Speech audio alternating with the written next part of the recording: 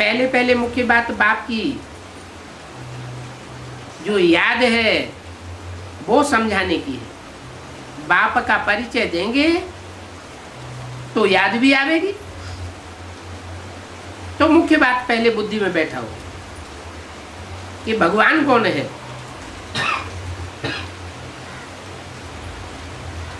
बाप के सिवाय कोई दूसरी बातें अगर पहले पहले सुनाते हैं तो मुफ्त में बैठ टिक टिक करते रहते हैं। वो टिक टिक से कोई फायदा होने वाला नहीं है। पहले पूछना चाहिए कि ये बताओ कि भगवान कौन है।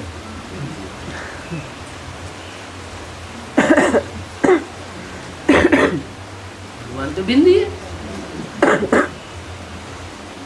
तो कहेंगे बिंदी है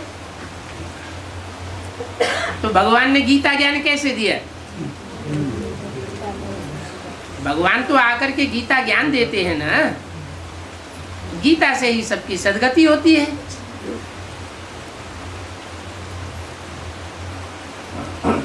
तो ज्ञान देने के लिए मुख चाहिए ना।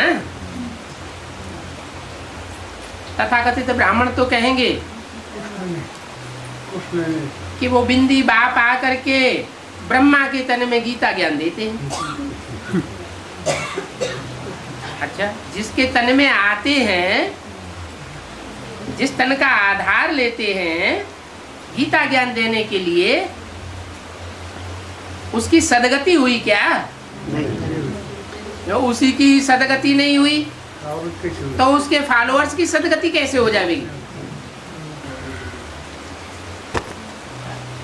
ब्रह्मा के द्वारा जो गीता सुनाई गई उस गीता से कोई सदगति हुई क्या? नहीं। और ही दुर्गति में पड़े हुए हैं। बुद्धि भी दुर्गति को पाई हुई है।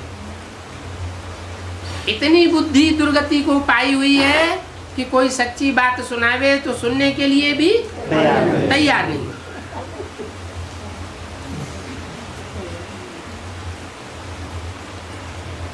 तो ब्रह्मा उर्फ कृष्ण के द्वारा जो भी सुनाया गया वो सच्ची गीता हुई या झूठी गीता हुई? झूठी गीता।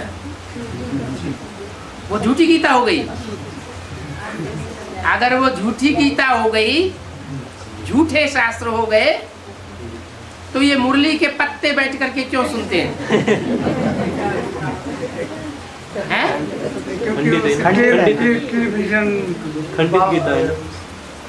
बाप कहते हैं कि मैं आकर के इन वेद शास्त्रों का सार सुनाता हूँ। मुरली में भी इशारा दिया ब्रह्मा के द्वारा। इस गीता को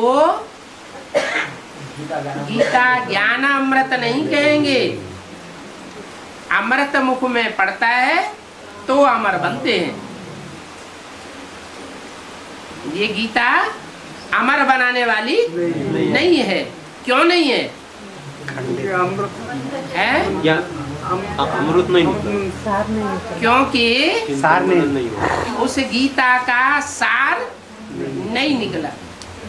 सार निकलता है मंथन से। जैसे मक्खन निकाला जाता है तो दूध या दही को मथा जाता है तो उसमें से सार निकलता है।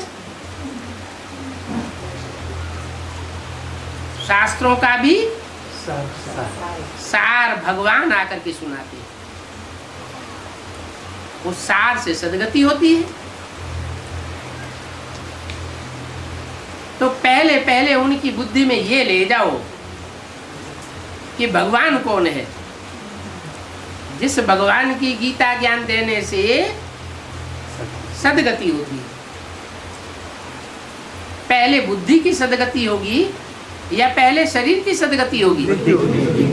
पहले मनोबुद्धि रूपी आत्मा की सद्गति होनी चाहिए। तो कहेंगे